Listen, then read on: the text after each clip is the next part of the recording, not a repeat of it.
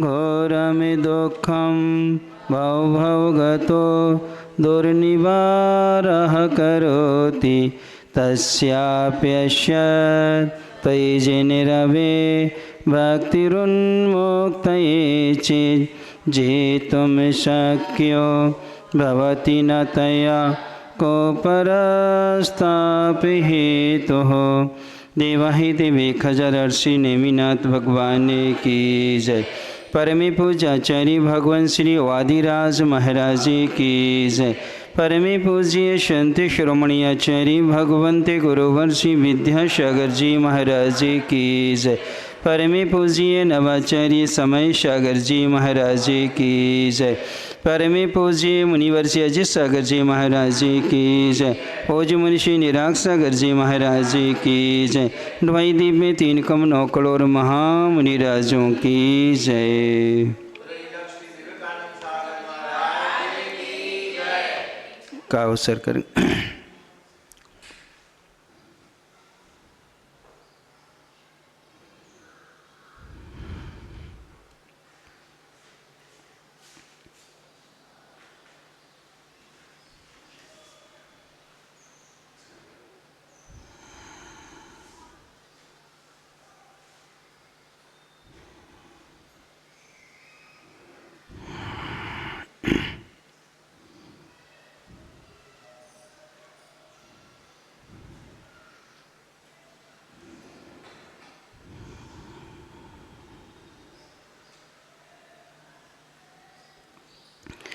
ज्योतिरूपं दुरितिनिवहे ध्वान्ति विध्वंसे हेतुं त्वामेवाहुर्जिनवर्चिरं तत्विद्याभियुक्तः चेतो वासे भवसि च मम स्फार्मोद्भासमानस्तस्मिन्नमः कथमिव तमो वस्तुतो वस्तुमीष्टे आनन्दाश्रुस्नपितिवदिनं गदगदं चाभिजल्पन् यस्याये त्वयि दृढमनः स्तोत्रमन्त्रैर्भवन्तं तस्याभ्यस्तादपि च सुचिरं देहवल्मीकिमध्यान् निष्कास्यन्ते विविधविषं व्याधिः काद्रिवेयः प्रागेवेहो त्रिदिवे भविना देशिता भव्यपुण्यात् पृथिवी चक्रं कनकमयतां देवनिन्ने त्वेदं ध्यानद्वारम् अमिरुचिकरं स्वान्तगेहं प्रविष्टस्तत्किमचित्रं जिनवपुरिदं यस्वर्णीकरोषि लोकसैकस्त्वमसि भगवन्निर्निमित्तेन बन्धस्त्वय्येवासौ सकलविषयासक्तिरप्रत्यनीका भक्तिस्फीतां चिरमधिवसन् मामिकां चित्तशय्यां मय्युत्पन्नं कृतिमिव ततः क्लेशयोतं सहेथा जन्माटव्यां कथमपि मया देव दीर्घं भ्रमित्वा प्राप्तैवेयं तव नैकथा स्फारिपियो शिवापि तस्यामध्ये हिमिकर्हिं विहुषीते नितान्तं निर्मग्नं मां न जहति कथं दुःखदावोत्तापः। कल अपन ने पढ़ा था इस संसार में पंच परावतों से भव भ्रमण करते हुए भगवान की वाणी सुनने को नहीं मिली। जैनागम में सम्यक दर्शन की प्राप्ति में बाह्य निमित्त मनुष्य गति की अपेक्षा से 4 कहे हैं। जिनबिंब का दर्शन, धर्म श्रवण, फिर जाति स्मरण और वेदनानुभव, ये 4 मनुष्य गति की अपेक्षा से हैं। वैसे नरक गति में भी 2 कारण और हैं, फिर देवरिद्धि की अपेक्षा से और बढ़ जाते हैं। तो यहाँ पर जब 5 लब्धियों का स्वरूप अपने यहाँ पर आता है, सबसे पहले आती है क्षौसम लब्धि, संगी पंचेंद्री भव्य पर्याप्तक साकार उपयोगी जागृत अवस्था। इन 6 चीज़ों का मिलना सो क्या है? क्षौसम लब्धि है। इसी क्षौसम लब्धि में एक चीज़ और दी हुई उन्होंने कि जिसका संसार परिभ्रमण काल अर्ध पुर्दगल परावर्तन काल हो। ये किसके अंतर्गत है? ये क्षौसम लब्धि के अंतर्गत ही है। फिर दूसरा दिया हुआ है कि बंधने वाले जो कर्म है उन कर्म की स्थिति अंतः कोड़ा कोड़ी सागर हो। सत्ता में स्थित कर्म क्या है हमारे? अंतः कोड़ा कोड़ी सागर हो। फिर इसके बाद में जो बंधने वाले कर्म हैं उनकी संख्यात 1000 वर्ष कम अंतः कोड़ा कोड़ी सागर क्या हो? स्थिति हो। तब कहीं उसको सम्यक दर्शन की योग्यता मिलेगी। इसी समय में उसके बाद में उन्होंने कहा विशुद्धि लब्धि। क्षौसम के बाद क्या आती है? विशुद्धि लब्धि।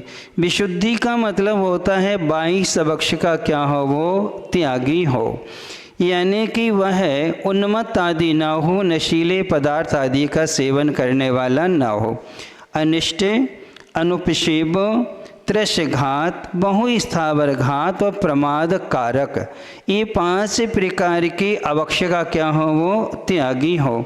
तब वह उसकी विशुद्धि लब्धि होगी। विशुद्धि के बाद में आती है देशना लब्धि। देशना लब्धि जब आती है तब अर्थात देशना यानी भगवान का जो प्रवचन है, जो नए रूपी जो भगवान के सापेक्ष वचन है, इन वचनों का लाभ श्रावक को कब होगा? कब होगा? बगैर विशुद्धि लब्धि के क्षौसम भी चाहिए। क्षौसम लब्धि 3 प्रकार से हो गई, भव की अपेक्षा से हो गई, कर्मी की अपेक्षा से हो गई और फिर संसार की अपेक्षा से, तीनों तरह से घटित कर दी। अब उसके बाद में विशुद्धि लब्धि चाहिए। विशुद्धि में परिणामों की विशुद्धि यानी अवक्ष वस्तु का क्या हो? वो त्यागी हो। मध्य मांस मधु का क्या हो? वो त्यागी हो। अब जब उनको प्रवचन मिलते हैं तब वह प्रवचन ही उसके लिए धर्म देशना तब काम करेगी, धर्म श्रवण, तब उसकी करण लब्धि होगी। देशना लब्धि के बाद ही क्या होगी? और जब तक करण लब्धि नहीं है तब तक सम्यक दर्शन की प्राप्ति नहीं होती है, क्योंकि सम्यक दर्शन की अपने यहाँ पर 6 मुख्य कारण दिए हैं और साधन दिए हैं। बाह्य साधन देवी शास्त्र गुरु का सिद्धांत सम्यक दर्शन है।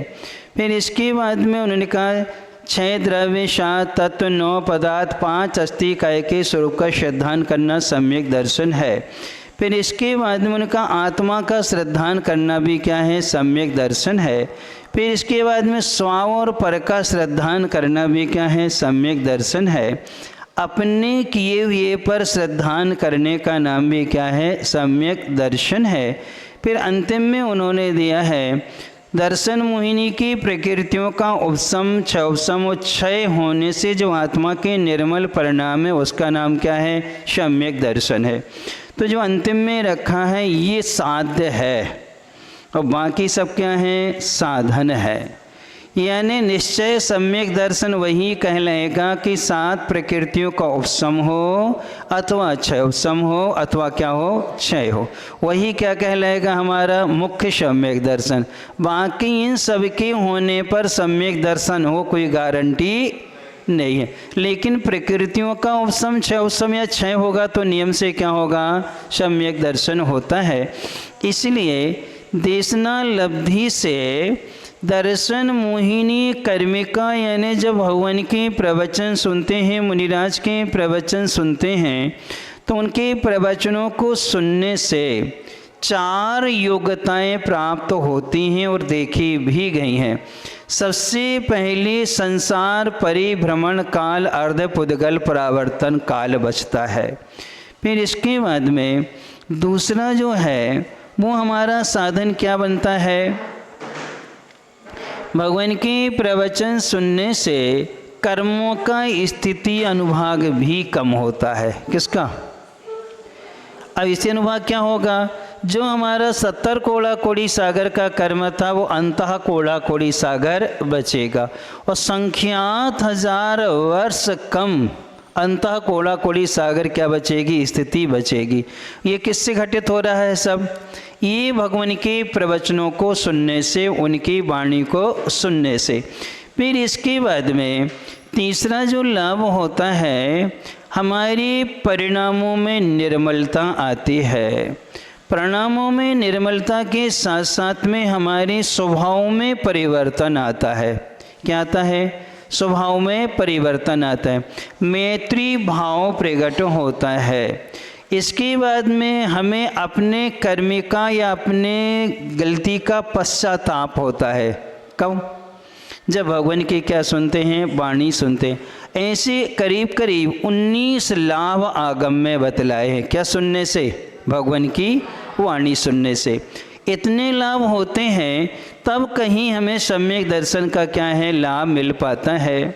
भगवान की वाणी को सुनने से मोहिनी कर्म का स्थिति अनुभाग कम होना और क्षय होना, ये देखा गया है विभीषण के जीवन में। जब तक विभीषण ने अनंत वीर नाम के केवली की वाणी नहीं सुनी थी, तब तक भाई के प्रति अनुराग से अक्षौणी प्रमाण सेना लेकर के जनक को दशरथ को क्या करने गया था? वो मारने गया था। और लौट करके उनके सिर भी लाया था, लेकिन वो तो मंत्रियों की कुशलता थी, तो उन्हें लाख के बनाए थे। और वहाँ के विसर्जित करने के बाद में जैसे गंधकुटी में जाकर के अपनी जिज्ञासा रखी, जब भगवान की वाणी सुनी कि नारायण और प्रति नारायण का चक्र ही नारायण के हाथ में आता है और उसी चक्र से प्रति नारायण का वध होता है। तुम्हारा भाई प्रति नारायण है, लक्ष्मण नारायण है और राम बलभद्र हैं, और उनकी जो पत्नी दशरथ की बेटी है वो सीता है, वो उनकी क्या है, धर्म पत्नी है बलभद्र की। उनका ये हरण करेगा और उसके कारण से इनका क्या होगा? जब ये मालूम चला तो उसका इतना भेद विज्ञान हो गया कि छायक सम्यक दर्शन प्राप्त किया। किसने? और छायक सम्यक दर्शन प्राप्त करके जब लंका में गया, भाई के साथ रहते हुए भी भाई का साथ नहीं दिया। किनके साथ रहते हुए? जब तक भगवान की देशना नहीं सुनी थी, तब तक तो क्या था? सेना लेकर के क्या गया था? मारने गया था। कि निमित्त यानी से मालूम चला था कि दशरथ के पुत्र और जनक की पुत्री के निमित्त से तुम्हारे भाई का क्या होगा? मरण होगा। तो विचार हमें ये करना है कि विभीषण का 70 कोड़ा कोड़ी सागर की स्थिति को लेने वाला जो मोहिनी कर्म था, दर्शन मोहिनी, उस दर्शन मोहिनी कर्म का क्षय इतने वर्षों तक आहार दान देने से नहीं हुआ। किसने?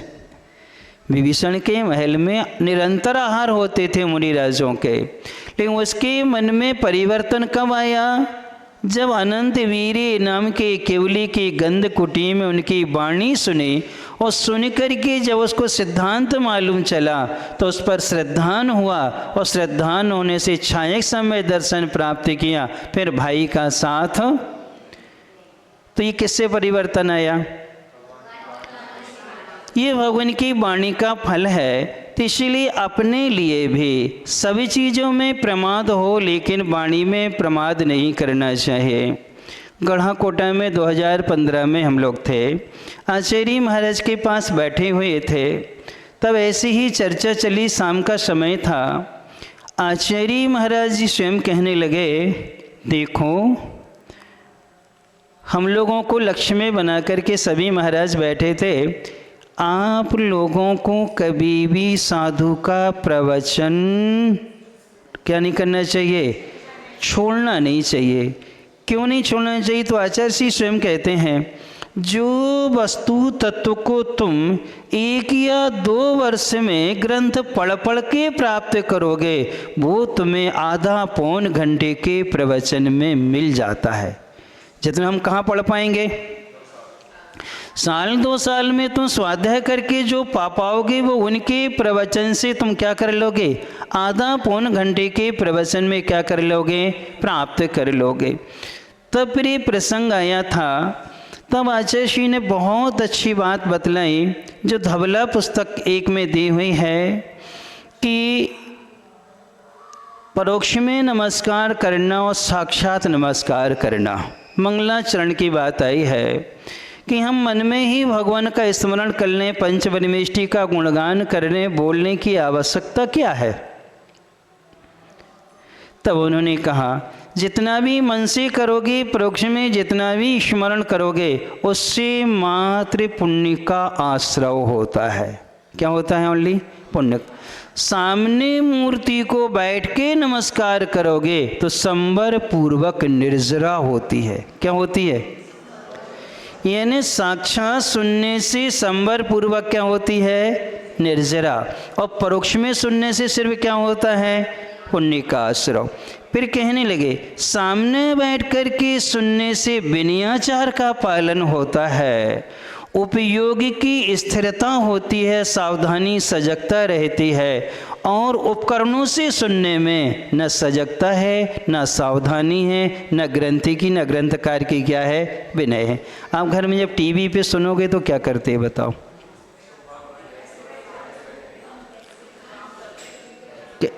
जैसे यहाँ अपन ने मंगलाचरण किया, काउसर किया, विनय से बैठ कर के अपन ने हर चीज़ का ध्यान रखा है और ध्यान रख कर के हम यहाँ श्रवण कर रहे हैं।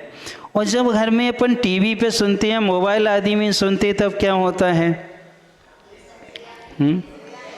हमने ये तक देखा है घरों में लघु शंका दीर्घ शंका भी होती रहती है और आवाज़ पूरी क्या है? आती रहती है।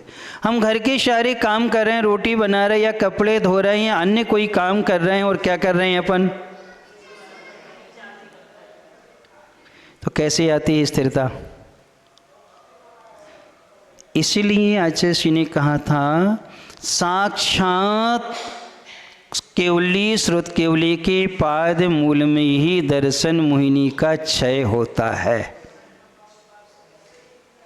किनके? साक्षात।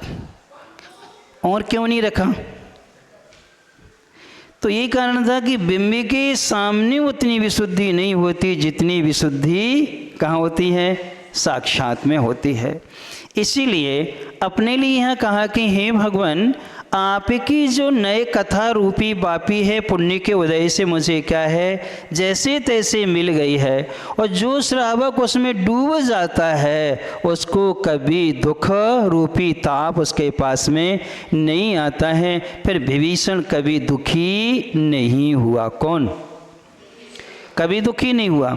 गौतम ऋषि को भी सम्यक दर्शन कब प्राप्त हुआ? साक्षात। जब तक समावसरण में, जबकि उसको संपूर्ण ज्ञान है, ऐसा नहीं उसको ज्ञान नहीं था, उस जैसा विद्वान नहीं था। 500 तो उसके शिष्य थे, सारी चीज़ें जानता था, सब कुछ उसके पास था, लेकिन क्या नहीं था? वीतरागता का साक्षात दर्शन नहीं था। तभी उसको क्या आया? वैराग्य आया। इसलिए तीसरा और है, कल हमने परसों आपको दिया था परोक्ष विनय के विषय में, पाप का समूह कैसे नाश होता है। तो उस समय अपने आगम में जो कथन मिलता है, क्षीर कदम उपाध्याय की जो कथा मिलती है नारद पर्वत और वसु की, कि क्षीर कदम नाम के उपाध्याय यानी ब्राह्मण हैं, वो 3 शिष्यों को पढ़ा रहे हैं अपने बेटे। उनके बेटे का नाम पर्वत है, राजा के बेटे का नाम क्या है? वसु है, और नगर श्रेष्ठी का जो बेटा उसका नाम क्या है? नारद है। तीनों को पढ़ा रहे हैं। पढ़ाते पढ़ाते वहाँ से मुनि महाराज का संग निकलता है। गुरु महाराज अपने शिष्यों से कहते हैं आज तुम्हारे ज्ञान की हम परीक्षा करते हैं। ये 4 लोग बैठे, चर्चा स्वाध्याय चल रहा है, इनमें से बताओ राजा का बेटा कौन है और उसका भविष्य क्या होगा। तो तत्काल उसने देखा और देख करके बता दिया कि ये झूठ बोलेगा और ये नरक जाएगा। फिर उनने कहा, दूसरे शिष्य से पूछा, कह ये जो गुरु हैं उन्हीं का बेटा है, इसका नाम पर्वत है, ये भी नरक जाएगा। और फिर कहा ये तीसरा जो बैठा है ये सृष्टि का बालक है और ये धर्मात्मा, ये स्वर्ग जाएगा। फिर उन शिष्यों ने कहा कि महाराज आपने हम लोगों से पूछ लिया, अब हम आपसे जानना चाहते हैं इनके जो गुरु हैं उनका भविष्य क्या होगा। तो उन्होंने कहा यदि अपनी वार्ता को तुम लोग दोहराओ और अपनी वार्ता को ये सुन लेंगे तो उनको वैराग्य आ जाएगा। किनको?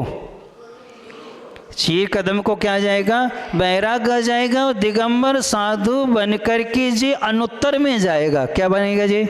एक भवातारी बनेगा। अनुत्तर में क्या होगा? इसका जन्म होगा। और जब उन्होंने ये वार्ता जोर से दोहराई, उन्होंने सुनी करके उनको बीतराग भगवान के मुनि के वचनों पर श्रद्धान था कि जैन साधु कभी अन्यथा नहीं बोलते हैं। सत्य महाव्रत होता है, इसलिए कभी अन्यथा नहीं बोलते हैं। फिर भी उसने एक प्रैक्टिकल कराया। प्रैक्टिकल में दोनों फेल हो गए। पास कौन हुआ?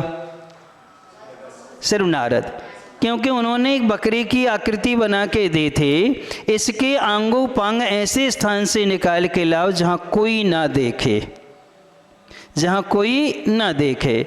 अब उस आकृति के लिए दे दिया तो नारद ने तो चला गया, सब जगह घूमता रहा। पर्वत ने पीछे से कर लिया, वसु ने भी गुफा में से निकाल के ले आए।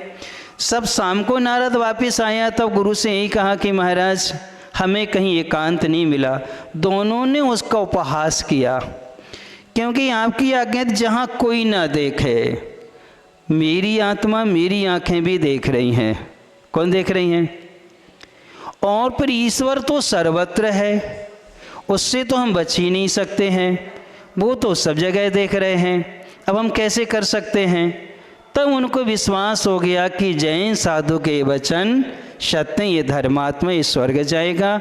और जो नरक जाने वाला है बेटा, और राजा का बेटा भी नरक जाएगा, उनके साथ क्या रहना। और उनको वैराग्य आ गया। उन महाराज के पास जाकर के मुनि दीक्षा ली। किन्होंने? क्षीर कदम ने तप करके वो अनुत्तर में जन्म लिया। हरिवंश पुराण में पूरा दिया उनका कथानक। वो कहाँ गए? अनुत्तर में जन्म लिया। पर्वत और वसु दोनों कहाँ गए? दोनों नरक में गए। तो उनको वैराग्य कैसे आया क्षीर कदम को? नए कथा, यानी सापेक्ष निकांतमय वाणी को सुनकर के उनके भी दर्शन मोहिनी का क्या हुआ? उपशम क्षयोपशम, या क्या हुआ? क्षय हुआ। इसीलिए अपने लिए इस कथाओं का कभी भी उल्लंघन नहीं करना चाहिए। और जिन जिन तत्व चिंतन का लाभ लिया है, भगवान की वाणी का लाभ लिया है, वो कभी भी दुखी नहीं हुए। कौन? जिन जिन क्या लिया है? और अपन लोग कब लाभ लेते वाणी का? सोचो आप लोग। यानी हम कर्म का जब उदय आता है, तब हम कहाँ चला जाता हमारा तत्व ज्ञान? कहाँ जाती हमारी समझ? इसलिए कि हमारा श्रद्धान नहीं है। क्या नहीं है हमारा? जहाँ दृढ़ श्रद्धान होता है, वहाँ किसी भी तरह से व्यक्ति क्या नहीं होता? विचलित नहीं होता है। एक बार हमने लिखा था, मुसीबतों में भक्तों की भक्ति कम नहीं होती। क्या? मुसीबतों में भक्तों की भक्ति कम नहीं होती। स्वर्ण के लाख टुकड़े करो। किसके? स्वर्ण के लाख टुकड़े करो, कीमत कम नहीं होती। यानी स्वर्ण के तुम लाख टुकड़े कर लो, उसकी कीमत कम नहीं होगी। ऐसे जो भक्त होता है, समर्प, कितना भी संकट आ जाए, कितना भी उत्सर्ग आ जाए, वो कभी डिगता? चंदन वाला डिगे क्या? अंजना आदि डिगे क्या? सीता आदि डिगे क्या? ये कोई भी किसी भी परिस्थिति में क्या नहीं थे? डिगे ही नहीं। तो उन्हें अपने क्या कर लिया? लक्ष्य को। और अपन लोग थोड़े थोड़े से भय में, आशा में, स्नेह में, लोभ में आकर के अपन क्या कर देते हैं? अपन अपना श्रद्धान छोड़ देते हैं। इसलिए दृढ़ता रहनी चाहिए। आगे दे रहे हैं कि हे भगवान, आपके स्तुति आदि करने के बाद में आपका जब विहार आदि होता है, उससे क्या लाभ होता है, और आपके वचनों को श्रद्धा पूर्वक श्रवण करने का लाभ क्या होता है, दो काव्यों में दे रहे हैं। पादन्यासा दपि च पुण्यतो यात्र्याते त्रिलोकीं हेमाभासो भवति शुरभिः श्रीनिवासस्य पद्मः सर्वांगेण प्रशति भगवंस त्वयि सम्मनो मे श्रेया किं तद् स्वयमहरहरयन् न मम व्युपेति पादन्यासा दपि च पुण्यतो यात्र्याते त्रिलोकीं हेमाभासो भवति शुरभिः श्रीनिवासस्य पद्मः सर्वांगेण प्रशति भगवंश त्वयि सम्मनो मे श्रेयः किं तद् स्वयमहरहरयन् न मम व्युपेति सहज गमन से तीन लोक को पावन करते चरण कमल कमल स्वर्णमय कांतिमान हो सुरभिति करते अवनीतल मेरे मन सर्वांग रूप से आप समाये सदा रहें फिर ऐसा श्रेष्ठ श्रेय वह प्रतिपले पश्यन्तं तद्वचन ममृतं भक्ति पात्रया पिबन्तं कर्मारण्यात् पुरुषमस्मा नंदधामप प्रविष्टश त्वां दुर्वारश मरमदहरं तत्प्रसादैक भूमिं क्रूराकारः कथमिव रुजा कंटिका निर्लुठन्ति पश्यन्तं वचनममृतं भक्तिपात्र्या पिबन्तं कर्मारण्यात् पुरुषमस्मा नंदधाम प्रविष्टं तां दुर्वारस मरमदहरं तत्प्रसादैकी भूमिं क्रूराकारः कथमिविरुजा कंटिका निर्लुठन्ति भव भय बन को पार किया है पाया अनुपम सुख का धाम महापद प्रभु ने पाया काम क्रोध को किया तमाम भक्ति पात से वचनामृत को पीने वाला जो नर हो क्रूर भयंकर रोग सूल फिर कैसे दे उसको। अब इन दोनों छंदों में दे रहे हैं। एक बहुत अच्छी चीज़ इसमें आएगी कि हे भगवान यात्रिया, यानी बिहार के समय, किसके समय? बिहार के समय, त्रिलोकिम तीनों लोकों को, पुनीतः यानी पवित्र करने वाले, ते यानी आपके, पाद न्यासात अपि चरणों के रखने मात्र से, अपि यानी भी, पद्म यानी कमल, हेमा भाषा शून्यकी आभा वाले, शुर भी सुगंधित, च और श्रीनिवासः भवति यानी शोभा से युक्त क्या हैं? हो जाते हैं। तब भगवान ही स्वामिन त्वयि आपको मैं अशेषम मेरा संपूर्ण मन यानी मन सर्वांगीनो सर्वांगी रूप से इस प्रतिशति अर्थात स्पर्श करने पर तत्किम वह कौन सा श्रेय यानी कल्याण है, यत जो माम यानी मुझे आए रहा यानी प्रतिदिन यानी दिन रात, स्वयं यानी अपने आप, न अभ्युप्राप्ति अर्थात प्राप्त नहीं होता अर्थात अवश्य होता है। हे भगवान, जब आपका आकाश में विहार होता है केवल ज्ञान के उपरांत, तब आपके चरणों के नीचे कमलों की रचना होती हैं। आप उन पर पैर कभी रखते नहीं, क्योंकि आपका गमन कैसा है? आकाश में है।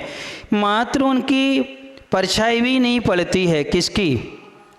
अरहंत अवस्था में परछाई भी नहीं पड़ती है। तब माता आभा मंडल से वो अचेतन स्वर्ण में जो कमल हैं, वो स्वर्ण जैसी कांति को प्राप्त होते हैं, उनमें सुगंध भी आने लगती है। और वह कल्याण के क्या, उनको देखने से, दर्शन करने से, नमस्कार करने से सम्यक दर्शन की भी क्या होती है? प्राप्ति होती है। तब भगवान, यदि मेरा मन सर्वांगी रूप से आपको यदि स्पर्श कर रहा है, तो ऐसा कौन सा कल्याण है जो मुझे प्रतिदिन यानी हर समय प्राप्त ना हो, अर्थात क्या होगा? अवश्य ही होता है। तो यहाँ यात्रा शब्द जो आया है, जब हम जैनेन्द्र महावृत्ति व्याकरण है पूज्यपाद स्वामी की, हम उसका अनुवाद कर रहे थे, तो यात्रा शब्द कैसे बना है, जब उसकी व्युत्पत्ति को देखा तो वहाँ पर यत जो है सर्वनाम शब्द यत, और उसमें त्रिच प्रत्यय जोड़ा गया है जो रक्षा अर्थ में आता है। तो मूल शब्द बन जाता है यात्री। क्या बनता है? यात्री। एक वचन में बन जाता है यात्रा। जब उसके बना तो उसकी व्युत्पत्ति यत आत्मानम त्रायति इति यात्रा, जो आत्मा की रक्षा करती है उसका नाम है यात्रा। यानी जिससे आत्मा की रक्षा हो उसका नाम क्या है? यात्रा है। यानी कि आत्मा की रक्षा का मतलब होता है जिससे हमारे लिए पाप कर्म से बचाया जाता है, वो कौन कहलाती है? यात्रा। अब आप लोग यात्रा किसे कहते हो?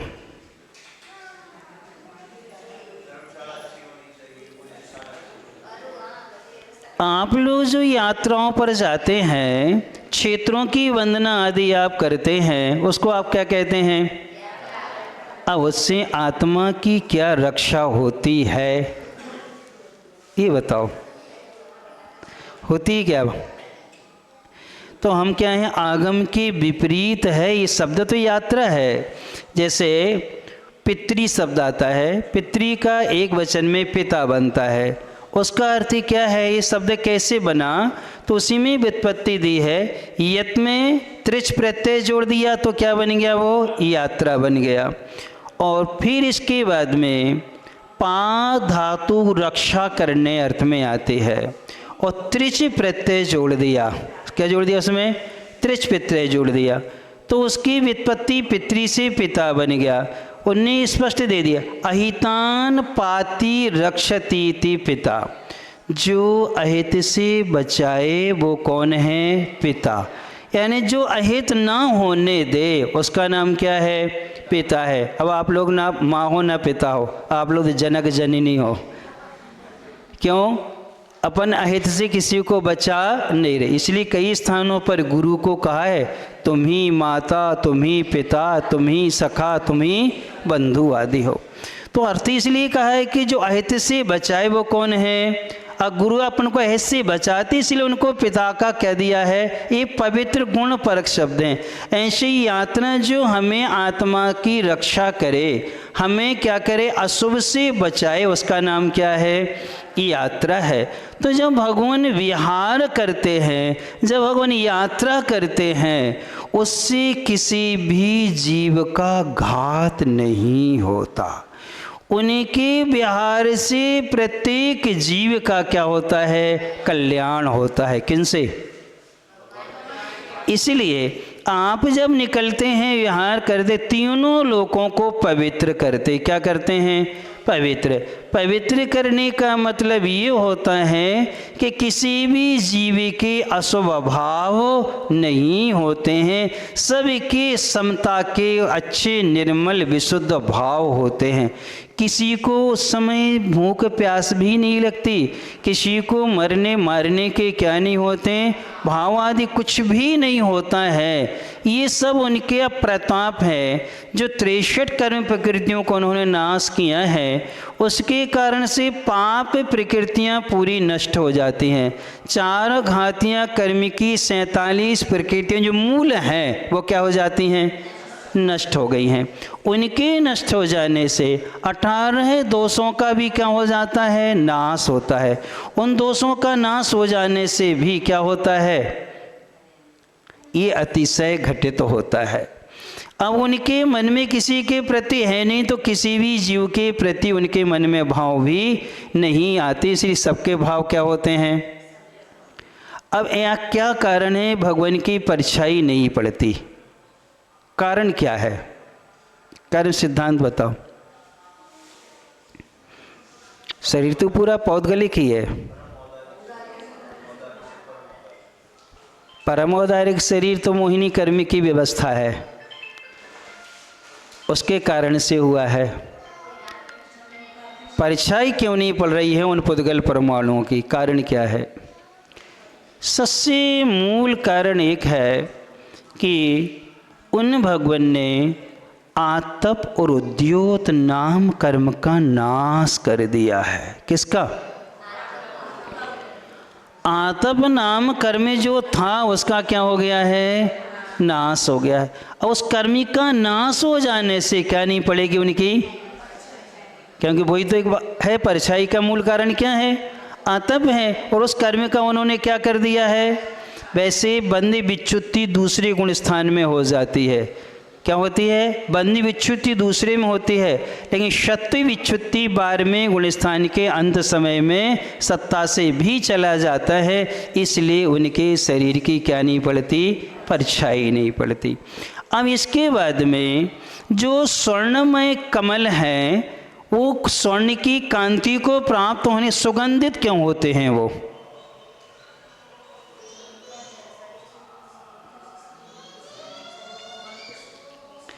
उसका कारण क्या है? अचेतन वस्तु में क्यों प्रभाव आ रहा? एक प्रश्न। दूसरा है, सभी ऋतुओं के फल एक साथ क्यों आते हैं? वायु सम क्यों चलने लगती है? पृथ्वी कंटक धूलमय रहित, इन सबसे रहित क्यों हो जाती? पृथ्वी अचेतन है, वृक्ष आदि सब एक इंद्रिय हैं। अबे भगवान की वाणी तो सुन नहीं रहे, कुछ नहीं कर रहे हैं, फिर उनमें ये सब परिवर्तन क्यों आ रहा?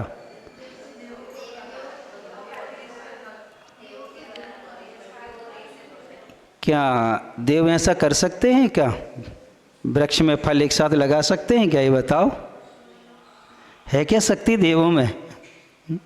वे तो कल वृक्ष के लाके दे सकते हैं अपने लिए, लेकिन ये जो वृक्ष है उस वृक्ष में परिवर्तन लाएं,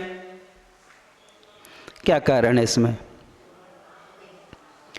इसमें मूल एक ही कारण है, भगवान के अंतराय कर्म का नाश हो जाना। किसका? पांचों प्रकार के अंतराय का क्या हो गया है? नाश हो गया है। विघ्नों का नाश हो जाने से एक साथ सारी बाधाएं क्या होती हैं? सारी बाधाएं खत्म हो गई हैं। सुगंधित होने का मूल कारण ये है 18 दोषों से रहित हो जाना। कितने? 18 दोषों से क्या है? रहित हैं। 18 दोष जो हैं मात मोही कर्म में क्या स्थित नहीं है। 18 दोष 8 कर्मों से संबंध रखते हैं। किनसे? अब जैसे जन्म मरण का किससे संबंध है? आयु कर्म से। किससे संबंध है? 18 दोषम वो है कि नहीं? जन्म मरण है कि नहीं? तो आयु कर्म में जन्म मरण का भी क्या हो गया है? नाश हो गया। तो आयु कर्म के कारण। फिर इसके बाद में दूसरा आता है भय आदि का होना। भय का भी क्या होता है? अब भय जो है 9 कर्म है, पक्का?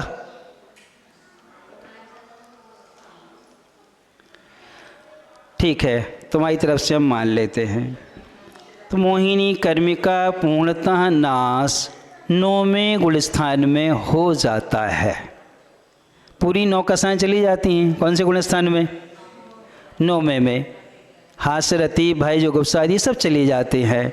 वेद रहते वे भी चले जाते हैं। तो 10वें गुणस्थान वर्ती निर्भय हैं क्या?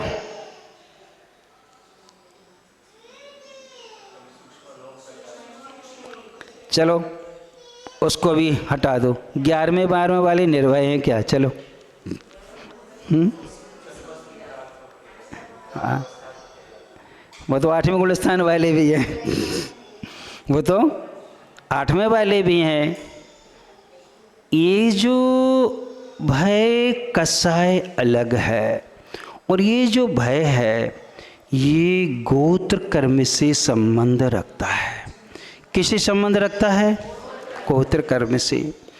नीच गोत्र वाले नियम से भयभीत होते हैं। कौन से गोत्र वाले? नीच गोत्र वाले। अंजन चोर उच्च गोत्र का था, क्षत्रिय था, राजकुमार था। कौन? संगति के कारण भले वो वैसा है। और जो माली था, कौन था? जो माली था वो नीच गोत्र वाला है। वही मंत्र सेठ जी उसको देके गए हैं कि तुम इस मंत्र का जाप करके रस्सियां काट दोगे तो तुम्हें भी मेरे साथ जाकर के वंदना करने का सौभाग्य मिलेगा। वो जाता था, ऊपर बैठता था उसमें, और उसको जैसे नीचे भाले देखता था डर करके कहाँ जाता था। और अंजन चोर ने उसने कहा सेठ कभी झूठ नहीं बोलता। उसको इतना विश्वास था। चोर होने के सत्य व्यसनी है वो। क्या है वो? इसके बावजूद इतना विश्वास, सेठ कभी झूठ नहीं बोलता। जो सेठ ने कहा है उसके वचन क्या हैं? सत्य हैं। और एक बार में रस्सियाँ काट दी। उसको विद्या मिल गई। वो वहाँ भी पहुँच गया। वहाँ जाके मुनि महाराज से उसने क्या कर लिया? निवेदन करके प्रायश्चित आदि लेकर के पश्चाताप करके मुनि बन गए। मुनि बन के सारे कर्मों को काट के सिद्ध परमेष्ठी बन गए और माली ज्यों का त्यों बैठा रहा। ये गोत्र कर्म का प्रभाव है।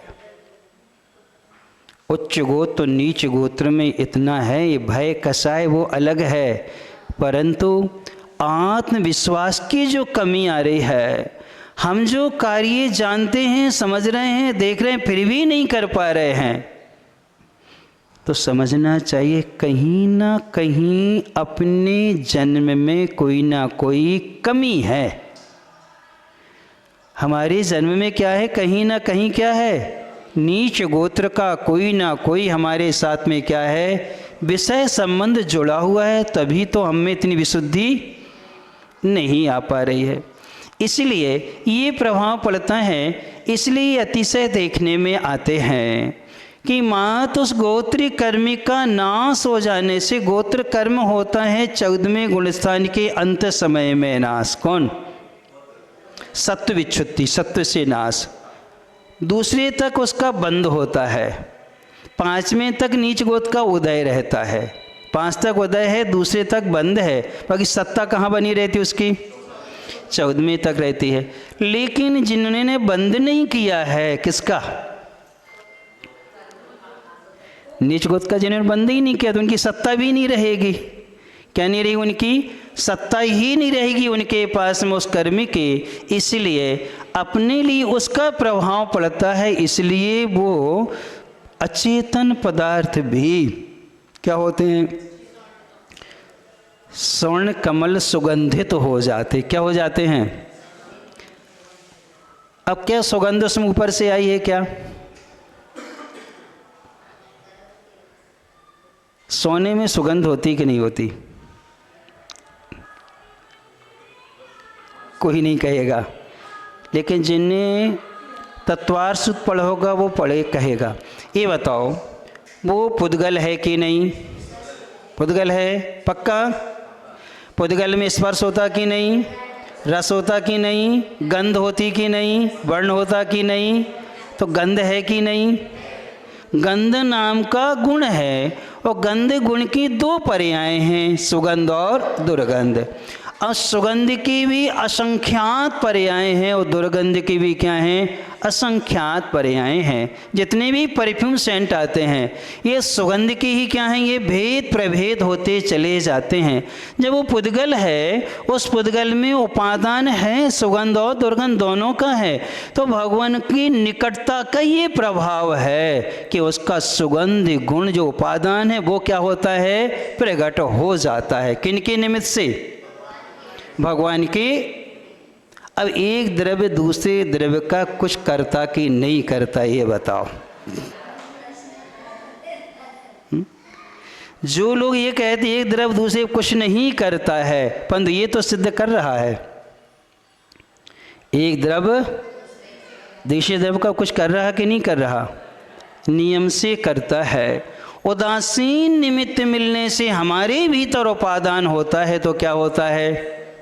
कार्य की सिद्धि हो जाती है। जैसे आप लोग हैं, अभी हम पढ़ा रहे हैं, आप लोग पढ़ रहे हैं, जिनका उपयोग इस तरफ लगा है इसलिए उनको समझ में आ रहा है, हमारे पढ़ाने से नहीं आ रहा। हमारा तो निमित्त मात्र, लेकिन आपका क्या लगा हुआ है? उपयोग लगा हुआ है, तो आपको क्या आएगा? और आपका उपयोग यहाँ नहीं लगा है तो आप बैठे भी रहे हो, कानों में सद भी पढ़ रहे हैं, फिर भी आपको क्या नहीं आएगा? तो हम ये कैसे कह सकते हमारे समझाने से समझ में आया? और आप भी नहीं कह सकते कि आप अपने उपयोग से समझ रहे हो, ये भी आप नहीं कह सकते। तो हमारे बगैर पढ़ाए समझ में आ जाना था। भाई अब आपके उपादान से हो रहा है तो हमारे निमित्त के पहले भी आपको वो कार्य हो जाना था। योग्य निमित्त योग्य उपादान से कार्य की क्या होती हैं? सिद्धि होती है। इसलिए हे भगवान, जो भी भक्त सर्वांग से ध्यान के माध्यम से आपका जैसे स्पर्श करेगा उसके लिए हर पल कल्याणमय होगा। उसका कौन सा? उस श्रावक का हर पल भी क्या है? कल्याणमय होगा।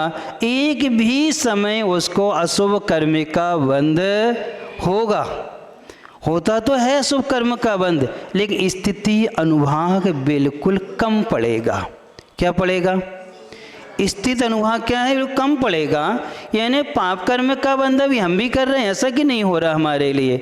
अभी हो रहा है कर्म का बंध, निरंतर चल रहा है, पुण्य प्रकृतियों का भी पाप प्रकृतियों का। लेकिन त्याग हो जाने से पुण्य प्रकृति में स्थिति अनुभाग ज़्यादा पड़ रहा है और पाप प्रकृतियों में कम पड़ रहा है। ये प्रभाव होता है सर्वांग से। क्या करने से? क्या करने से? भगवान का ध्यान करने से, अर्थात उनको स्पर्श करने से। कैसे स्पर्श कर सकते हैं भगवान को? कैसे कर सकते बताओ? मात्र ध्यान के माध्यम से उन तत्वों का, उन प्रतीक शब्दों का क्या करके क्या करके अर्थ लगाते हुए अपने उपयोग को उनके चरणों में क्या है लगा देने से। इसलिए आप लोगों को सुदर्शन चरित्र कई बार पढ़ना चाहिए। कौन सा चरित्र? गृहस्थ में रहते हुए भी विवाहित हैं, उनके पुत्र आदि हैं, इसके बावजूद भी प्रबल निमित्त मिलने पर भी उनका उपयोग क्या नहीं हुआ, चलायमान नहीं हुआ। रानी ने भी किया, यहाँ तक कि बेश्या ने भी उनका क्या किया था, पलगाहन करके ले गई थी, उसने भी उत्सर्ग किया, लेकिन उस समय भी क्या नहीं हुए वो। जब वो गृहस्थ में नहीं हुए तो फिर तो मुनि अवस्था है। इसीलिए उपयोग जहाँ हमारा धर्म ध्यान में लग जाता है उस समय निरंतर अपने लिए पुण्य कर्म का आश्रय बंद होता है। इसी का नाम कहलाता है कल्याण। इसी का नाम क्या कहलाता है? कल्याण। कि आ रहे निरंतर हमारे लिए क्या होता है? ऐसा कौन सा कल्याण है जो उसको रोज रोज प्राप्त ना हो? अतः निरंतर वो पुण्य कर्म का क्या करता रहता है? आश्रय बंद करता रहता है। फिर हे भगवान, कर्म रूपी वन से, कौन से वन से? कर्म रूपी वन से। कर्म किसे कहते हैं? क्या बताया था? जो जीव को पराधीन करता है वो कौन है? कर्म है। वो कौन है? कर्म है। उस कर्म को फलित होने के योग्य बनाने वाली कौन होती हैं? कसाय। कौन होती हैं?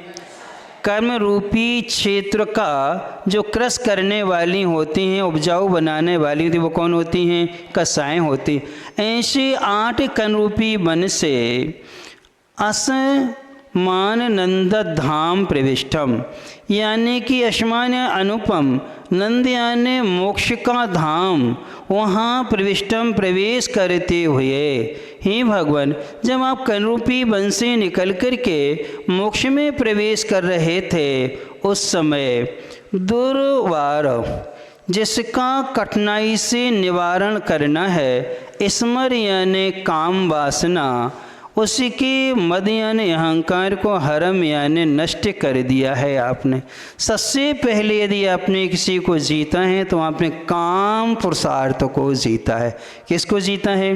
काम पुरुषार्थ को जीता है। काम पुरुषार्थ में क्या क्या आता है? काम पुरुषार्थ में 5 इंद्रियों का विषय आता है। स्नान करना, भोजन पान करना, शयन करना, वस्त्र आभूषण आदि धारण करना, ये सारी की सारी क्रियाएं किस में आती हैं? ये सब काम पुरुषार्थ में आती हैं। पैसा कमाना अर्थ पुरुषार्थ है। सिर्फ क्या करना? व्यापार करना, नौकरी चाकरी जो भी कर रहे हैं, पैसा जिससे आ रहा है वो क्या है? अर्थ पुरुषार्थ। उस पैसे का जो पंचेंद्रिय के विषयों का सेवन कर, उसका नाम क्या है? काम पुरुषार्थ। फिर इसके बाद में धर्म पुरुषार्थ। ये 5 इंद्रिय के विषयों को छोड़ करके, अर्थ की चिंता को छोड़ करके जो हम भगवान की पूजन स्तुति गुणगान सामयिक आदि करते हैं वो सब किस में आएगा? वो सब धर्म पुरुषार्थ में आता है।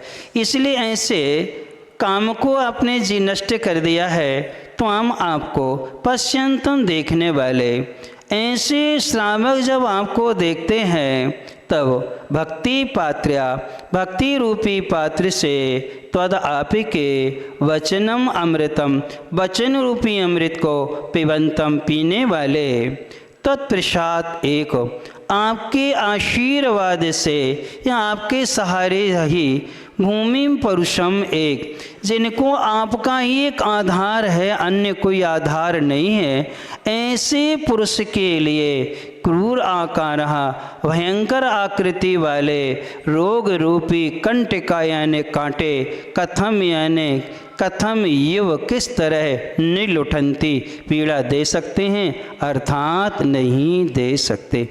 किनके लिए? किनके लिए? अब यहाँ भगवान की विशेषताएं हैं और श्रावक की विशेषताएं, दोनों की विशेषताएं दे रहे हैं। सबसे पहले भगवान की विशेषता क्या है? भगवान की विशेषता सबसे पहली कि उन्होंने काम रूपी पुरुषार्थ को जीत लिया है। किसको जीत लिया है? काम पुरुषार्थ को जीत लिया। जो काम पुरुषार्थ अपने ऊपर हावी है उस पुरुषार्थ को आपने क्या कर लिया है? जीत लिया है। किसने?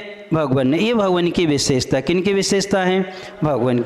ऐसे भगवान को जो देखता है, ऐसे भगवान को क्या करता है? जो देखता है, ऐसे भगवान को देखने वाला और भक्ति रूपी पात्र से, किससे? ये किसकी विशेषता है? ये किसकी विशेषता है? अपनी विशेषता है। ये भगवान की विशेषता तो दो हैं सिर्फ। कर्म रूपी वन से निकल गए हैं, यानी उन्होंने 4 घातिया कर्मों का क्या कर लिया है? नाश कर लिया। इस कर्म भी वन से क्या हो गए? वो निकल गए। फिर वो कहाँ जा रहे हैं? मोक्ष को जा रहे हैं। अब उन्होंने काम पुरुषार्थ को जीत लिया है।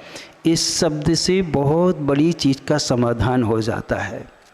वो समाधान ये होता है कि केवल ज्ञान के बाद में ये कुछ भी होता नहीं है। क्यों? किसको जीत लिया? अब तुम्हें कैसे भगवान के दर्शन करना है? कर्म रूपी वन से निकल के जिन्होंने क्या कर लिया है? जीत लिया है काम पुरुषार्थ को। जब उन्होंने इसको जीत लिया है और जीतने के बाद ऐसे भगवान को देखता है और देखते हुए भक्ति रूपी पात्र से उनके वचनों को सुनता है। ग्रहण कल्पेवंतम क्या कर लेता है?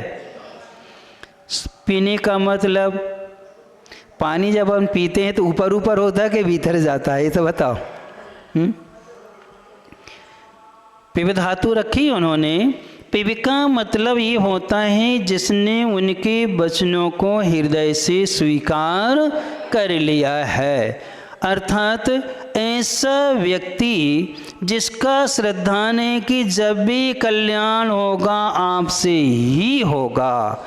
तत्प्रसादात एक भूमिम परुषम, जिसका सहारा आधार मात्र एक ही है, वीतरागता के अलावा हमारा कोई दूसरा आधार नहीं है। ऐसा जिसका श्रद्धान है और समर्पित भक्ति से गुणगान से उनको क्या कर उनके वचनों को स्वीकार कर लेता है, उसके लिए भयंकर आकृति वाले रोग रूपी कांटे कभी पीड़ा नहीं दे सकते। होती ही पीड़ा क्या ये बताओ? किनको होती पीड़ा ये बताओ?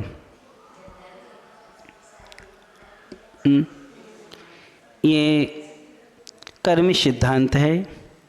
अनंतानुबंधी कसाई जिनकी निकल जाती है उनकी पहचान क्या है? एक शब्द में है, उनकी आसक्ति खत्म हो जाती है। जितने भी अविरत सम्यक दृष्टि मिलेंगे उनमें आसक्ति नहीं होती। क्या नहीं होती? सम्यक दृष्टि में क्या नहीं होती? आसक्ति नहीं होती। व्रति की आवश्यकता भी गौण हो जाती है। किसकी?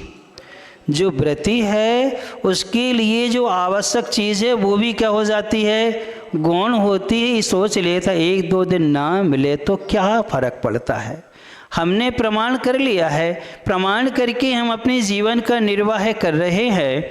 हम उसमें कभी कभार कोई वस्तु नहीं भी मिले तो उसको क्या नहीं होती? आकुलता नहीं होती है। आचार्य श्री ने हम लोगों को एक सूत्र दिया था।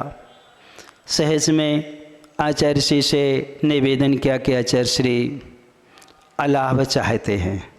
क्या चाहते हैं? अलाभ। आहारचर्या को तो निकलेंगे लेकिन लौट करके वापस आ जाएंगे। उसका नाम क्या कहलाता है? अलाभ कहलाता है। कि लाभ आज नहीं मिला तो आचार्य कहते हैं ये मुनि राजों के लिए है। किन के लिए है? मुनि राजों के लिए। तो हमने कहा वृत्ति परिसंख्यान, तब कहने लगे ये भी मुनि राजों का तप है। किन का है? ऐलक शुल्लक के लिए नहीं है। तब हमने कहा कि पुरुषार्थ सिद्धि उपाय में अंत में श्रावकों के लिए, हम लोगों के लिए ऐसा कहा है कि वह अपनी शक्ति से तप आदि को क्या करे। तब आचार्य श्री ने दे दिया। क्या कर दिया? दे दिया। और लेकर के हम आए और वो संयोग नहीं मिला उस दिन जब आचार्य श्री ने कहा। आके अलाव हो गया। तब आचार्य श्री ने बहुत अच्छा शब्द कहा हम लोगों से, अब आकुलता नहीं करना, तुमने स्वेच्छा से मांगा था। क्या ईरिया पद के बाद क्या कहते हैं? अब आकुलता नहीं करना, तुमने स्वेच्छा से मांगा था। क्योंकि विश्व महाराज भैया वृत्ति करेंगे, देखो अलाव हो गया, चलो घी लगा दिया, तेल लगा दिया, शंका वात्सल होता है। तो आचार्य उसको रोकते हुए कहते हैं आकुलता नहीं करना, तुमने स्वेच्छा से मांगा था।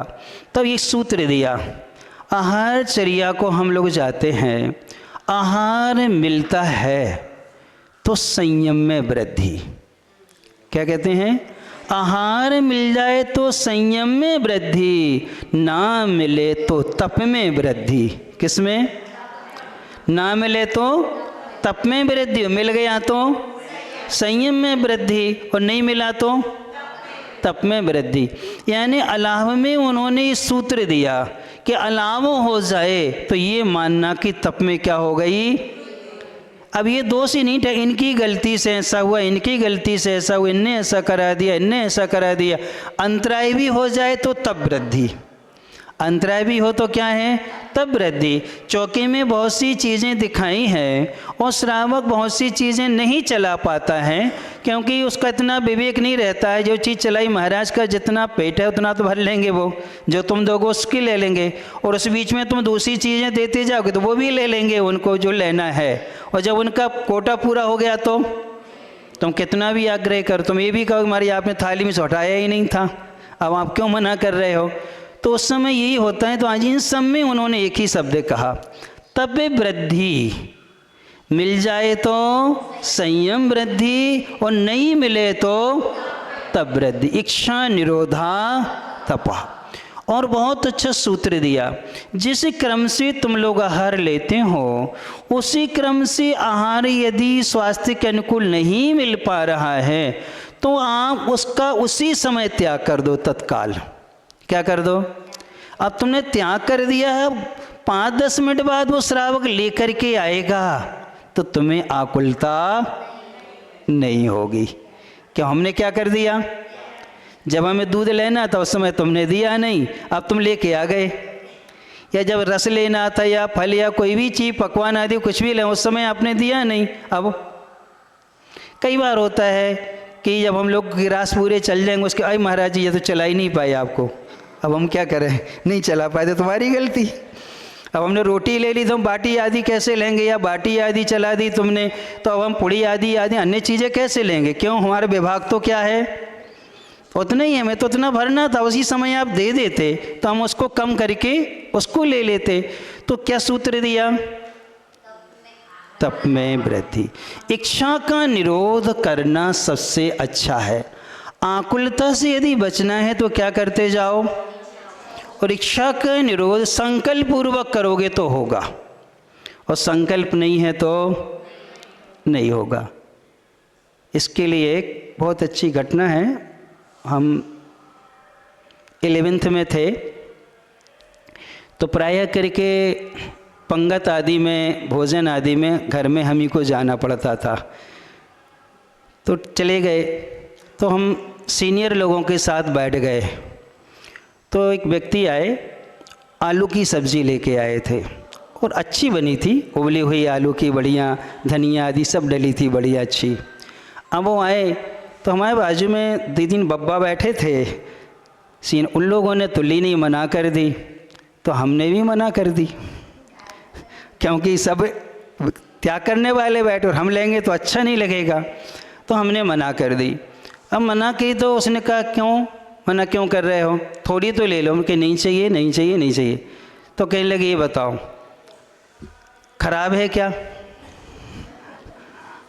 कहने खराब है क्या? क्यों? उस व्यक्ति ने हमें चाट खाते हुए देख लिया था कि ये चाट खाते हैं, पता था उनको। तो उन्होंने कहा खराब है क्या? नहीं खराब तो नहीं है, पर अच्छा ये बताओ कि त्याग है क्या? अभी बताओ क्यों नहीं ले रहे? त्याग है क्या? हम ये त्याग नहीं है, तो अब क्यों नहीं ले रहे? अब क्यों नहीं ले रहे? तो हमने कहा अब दे दो थोड़ी सी। अब सामने वाला आग्रह कर दिया, उस समय हम कह दी नहीं हमारा त्याग है, तो फिर वो क्या बाध्य करता? और हमारा त्याग नहीं है तो उसने क्या किया, बाध्य किया, तो हमने क्या कर लिया, उसको स्वीकार कर लिया। तो कहने का मतलब ये है, इच्छा का निरोध संकल्प पूर्वक है तो आप कभी आग्रह में डिगेंगे नहीं, और संकल्प नहीं है तो आप आग्रह में क्या हो जाएंगे, डिग जाएंगे।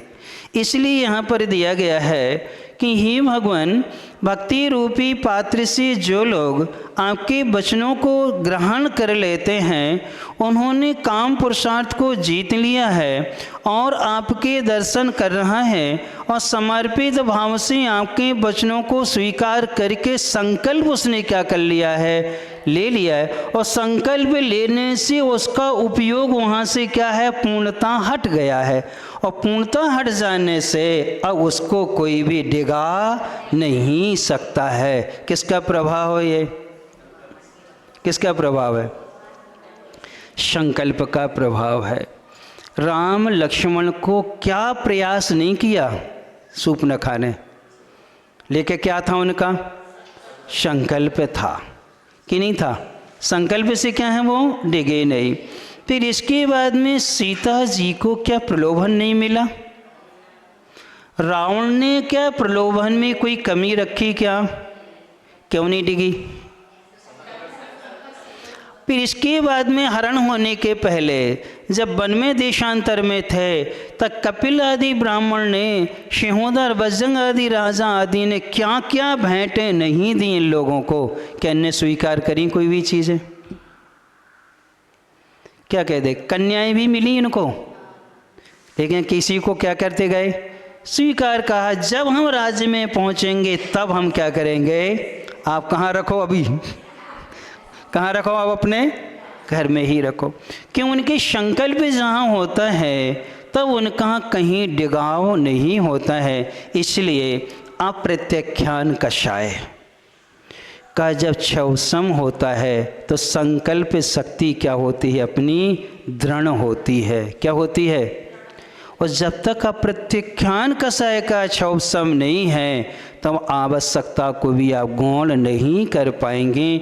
आसक्ति भली चली गई लेकिन अभी उन आवश्यकताओं के प्रति व्यामोह बना रहता है, और जिनका अप्रत्याख्यान कषाय का मंद उदय होता है, अभी क्षवसम नहीं हुआ है, मंद उदय में भी उनकी क्या करता है, वो उपेक्षा करता जाता है।